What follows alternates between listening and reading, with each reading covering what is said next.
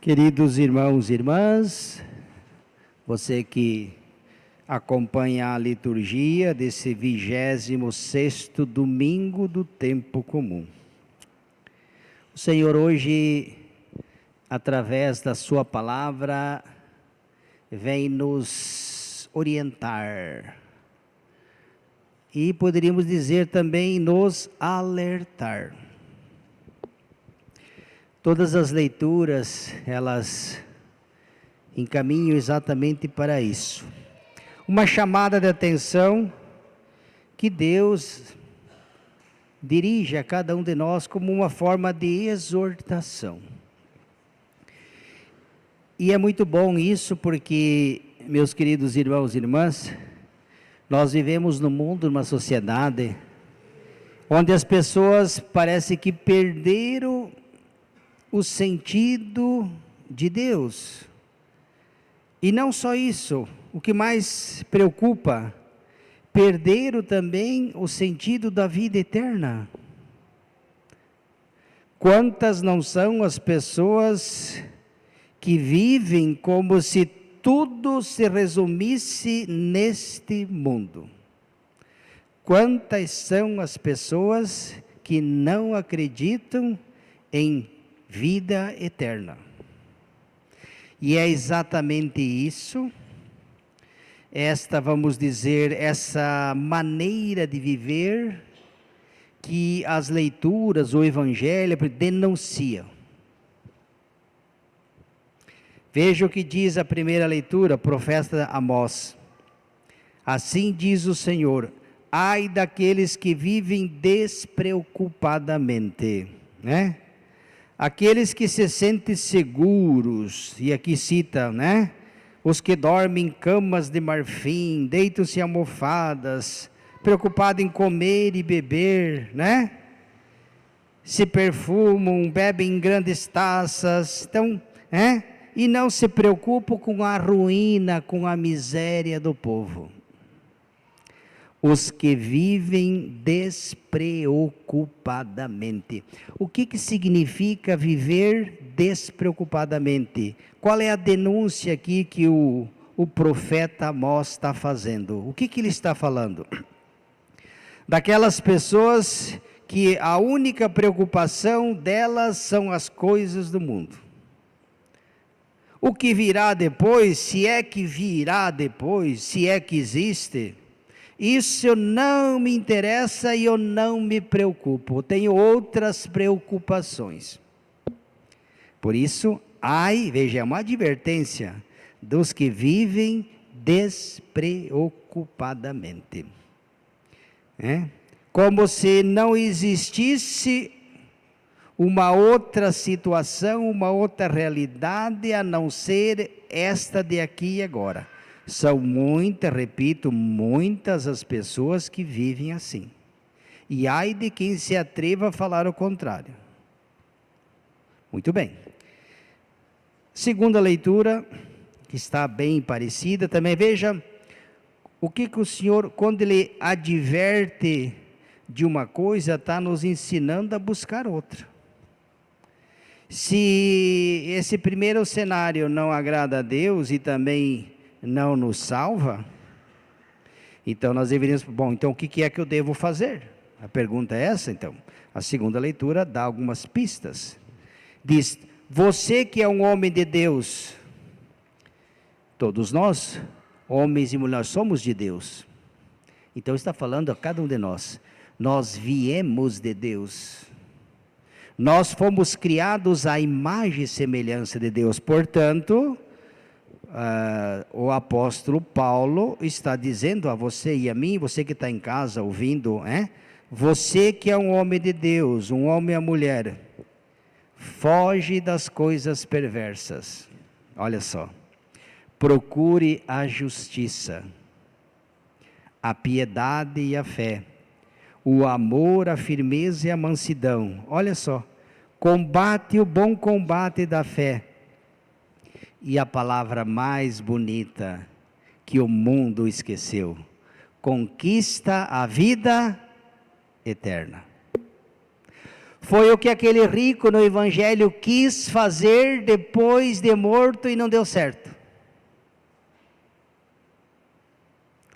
Meus irmãos, a busca, a conquista pela vida eterna, ela é agora, aqui e agora. E nós já vamos entrar no Evangelho e nós vamos ver. Você que é um homem e uma mulher de Deus, foge das coisas perversas, procure viver a justiça, a piedade, a fé, o amor, a firmeza, a mansidão, combater o bom combate, guardar a fé, não perder a fé, como muitos fazem por aí. Conquistar a vida eterna.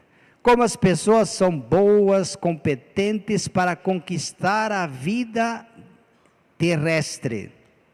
Quanta sabedoria, quanta inteligência que o homem usa, e não é pecado, porque a inteligência é dom de Deus, mas a gente não pode esquecer, meus queridos e queridas, e aqui vem a denúncia dos profetas, que a inteligência, ela também nos foi dada para conquistar a vida eterna. E é isso que muita gente ou não sabe ou não quer saber. Veja, tudo que existe, né? Nós colocamos inteligência em tudo, e é bom e é necessário, que se a gente não usa inteligência, a gente vai para trás, né? Numa firma, numa empresa, na tua casa, se você não usa sabedoria e inteligência para administrar a tua empresa, a tua casa, vai para o beleléu. É preciso usar inteligência em tudo. E por que para as coisas de Deus a gente não usa inteligência? É isso, a denúncia está nessa linha. A gente é tão ágil, lembra aquela passagem domingo passado? Os filhos das trevas, nos seus interesses, são mais astutos do que os filhos da luz. Quando as coisas interessam nesse mundo, a gente é bem astuto e esperto. E para as coisas de Deus, nós estamos tudo parando, né? Ai dos que... Então essa advertência soa para todos nós. Combater o bom combate, guardar a fé, conquistar a vida eterna. Usar a inteligência para conquistar também a vida lá de cima. Foi o que faltou, e aqui podemos entrar no Evangelho, uma passagem tão bonita. Veja aqui que situação. Jesus falando aos fariseus, Jesus fala aos fariseus porque a parábola é aplicada a eles, né? E ele cita um exemplo. Eles tinham um homem muito rico, porque os fariseus adoravam fazer isso também, viu? Que se vestia com roupas finas e elegantes, fazia grandes, esplêndidas festas todos os dias. Portanto, era um esbanjava, tinha, sobrava, né? Porém, diz aqui, um pobre chamado Lázaro, cheio de feridas, estava à porta da casa do rico. Significa então que esse homem muito rico, né, que tinha muitas coisas e poderia inclusive, se quisesse, até fazer o bem com aquilo que tinha, e por que não socorrer quem morria de fome, estava à porta da casa.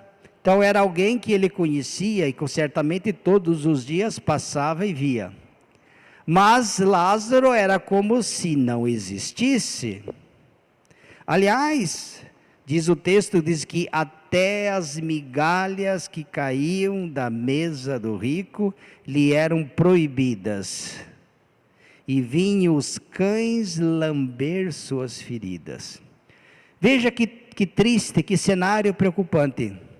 De um lado, alguém que tem tudo e não precisa de nada. Do outro, pertinho, alguém que nada tem e que precisa de tudo. Dois abismos, e nós já vamos chegar nos abismos. Dois abismos diferentes. E a indiferença. De um lado, alguém que tem e poderia, se quisesse, socorrer e fazer também o bem com os bens que tem. Mas não. ele está preocupado consigo mesmo, é incapaz de olhar para o pobre que está do lado e de socorrer. Pergunto, será que um prato de comida para quem tem muito, é um rico, ia fazer falta? Um pedaço de pão, estender a mão, fazer a caridade para quem precisa, ia deixar o rico mais pobre ou menos rico? Me parece que não. Mas o desprezo, a indiferença que grita aos olhos de Deus. Só que, meus irmãos e irmãs, diz que tudo que a gente semeia, a gente colhe, né? A primeira leitura fala que o bando dos gozadores será desfeito. Irão para o desterro, no juízo final.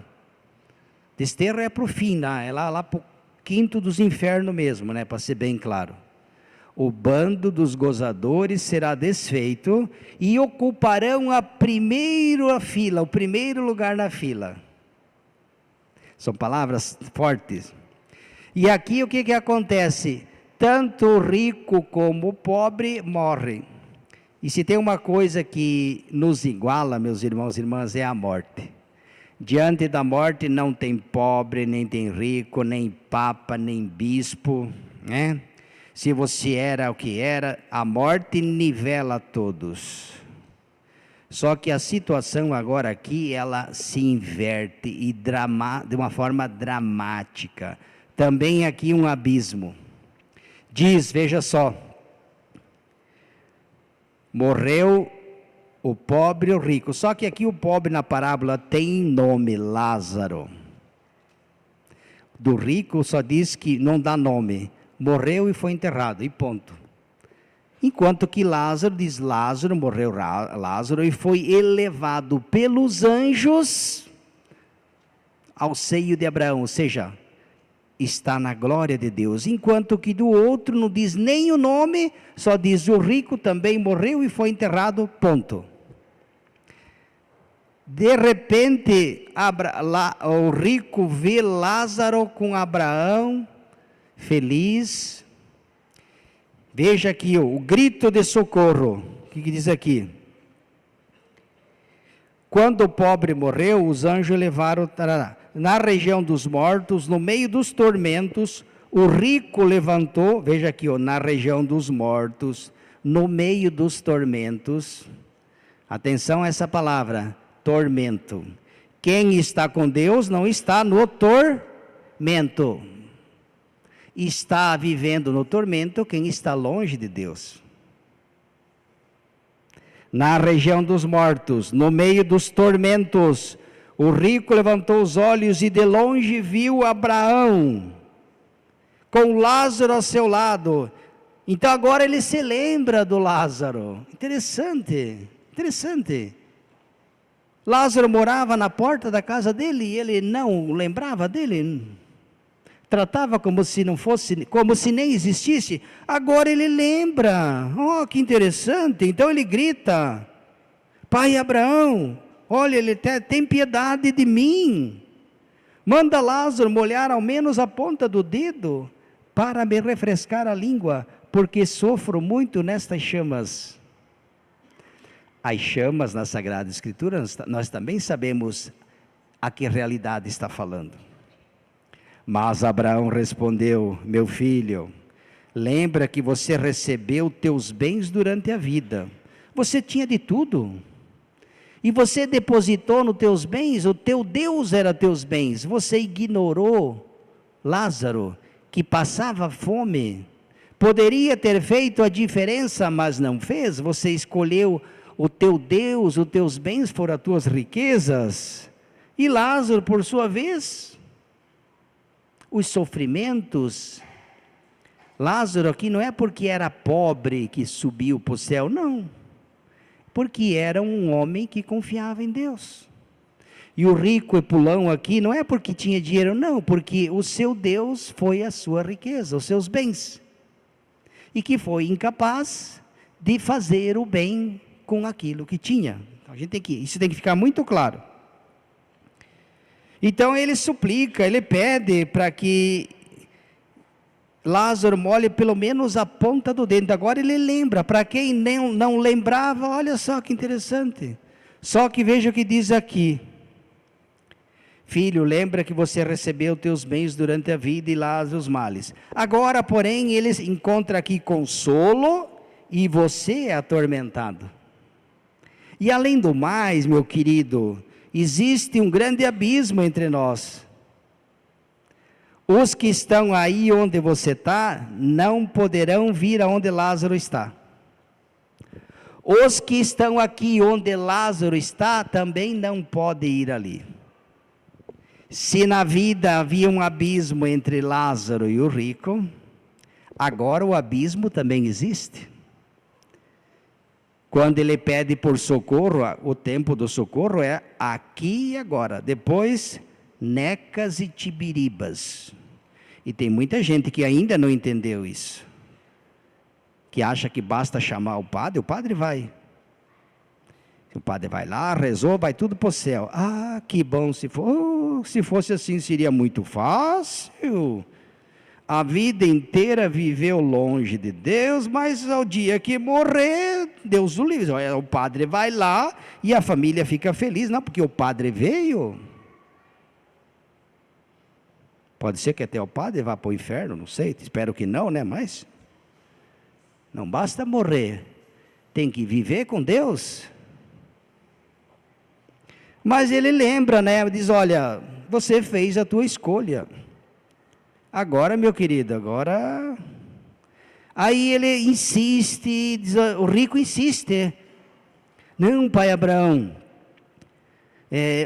Ainda ele se preocupa, olha, manda prevenir meus irmãos. Eu tenho mais 5 irmãos lá na terra. Manda preveni-los para que eles não tenham a triste desgraça de vir para esse lugar. Aqui diz aqui, ó, pai, eu te suplico, manda Lázaro até a casa do meu pai. Eu tenho lá na terra ainda mais 5 irmãos. Manda preveni-los, para que eles não venham também para este lugar de tormento. E Abraão respondeu, eles têm Moisés e os profetas, que os escutem. O rico não, insistiu, não, pai Abraão, é o seguinte, é que se um dos mortos for até eles, eles vão se converter. Se não houve os vivos, me parece que nem os mortos. Aliás, foi o que disse, né? Diz, não, se eles não acreditam em Abraão, ou seja, não acreditam na igreja, pode ressuscitar, mesmo que alguém ressuscite, ó, eles não acreditarão, porque foi o que fizeram com Jesus. Quem foi o primeiro que ressuscitou? Não foi Jesus? Inclusive teve um Lázaro também que ressuscitou e eles não acreditaram.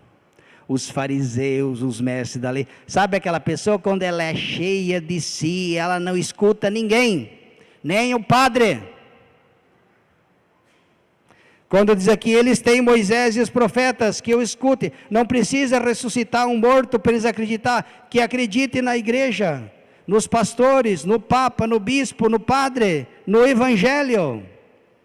Não precisa mais alguém ressuscitar, porque se não acredita nos vivos, nem nos mortos, vão pensar que é um fantasma. Porque o primeiro que ressuscitou e falou foi Jesus, e eles não acreditaram. Não acreditaram quando estava vivo com eles. Aliás, não só não acreditaram, como tramaram a morte de Jesus. E quando ele ressuscitou, ele apareceu, e eles continuaram não acreditando. Por isso, não adianta. Se eles não acreditam, né, em Moisés e nos profetas, na igreja, na palavra, pode aparecer quem for que eles não acreditarão. E é isso, meu irmão e minha irmã, que o evangelho de hoje, quem você ouve, quem você escuta, aonde nós nos colocamos nessa parábola? A pergunta que fica, eu fico impressionado como que as pessoas, né, hoje vivemos na era digital, né, qualquer um vai na internet e não tem experiência nenhuma de Deus, mas ele fala e muita gente acredita. O fulano lá disse, A igreja fala, o magistério da igreja fala, os doutores da igreja, os santos. Ah, mas será? Será que é assim? Ah, mas o fulano, a fulana lá no celular disse. Os abestalhados, que está cheio por aí, é disso também que a palavra de Deus está falando. Você acredita em quem, meu querido e minha querida? Teólogo de internet são bem poucos, né? Bem poucos, dá para citar no dedo, que são alguns bons sacerdotes que nós temos, que estudaram, que tem esse, mas está cheio de teólogozinho e teóloga de internet aí, que não conhece nada de Deus, aliás, nem acredita nele, mas umas frases bonitas e nós, que coisa mais linda! Ah, se o padre falasse assim, lá na África, no Brasil não, no Brasil a gente tá bom? É isso que hoje nós ouvimos no Evangelho, primeira leitura e segunda leitura, beleza? Louvado seja nosso Senhor.